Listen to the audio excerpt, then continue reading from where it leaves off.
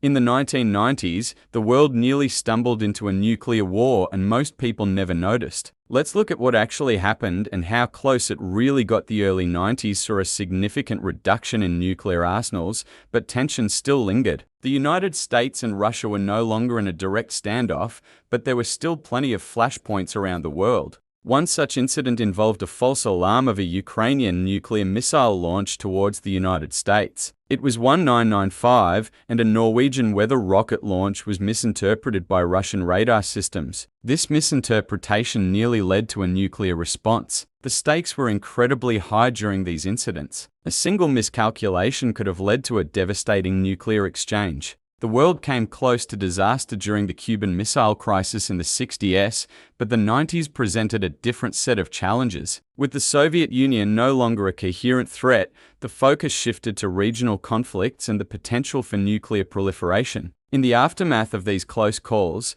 there was a renewed focus on diplomacy and arms control. The United States and Russia engaged in several rounds of disarmament talks, leading to significant reductions in their nuclear arsenals. However, the threat of nuclear conflict didn't disappear. Rogue states and terrorist organizations began to emerge as new concerns. The incident that brought the world closest to nuclear war in the 90s involved Russia's false alarm system. A Lieutenant Colonel, Stanislav Petrov, played a crucial role in averting disaster. He correctly identified the false alarm and chose not to escalate the situation. This decision potentially saved millions of lives and prevented a global catastrophe. These near misses serve as a stark reminder of the dangers of nuclear conflict. The world narrowly avoided disaster in the 90s, but the threat remains today. As we reflect on these incidents, it's clear that vigilance and diplomacy are key to preventing future crises. So, what do you think about nuclear safety today? Have our efforts to reduce nuclear threats been successful? Share your thoughts in the comments below.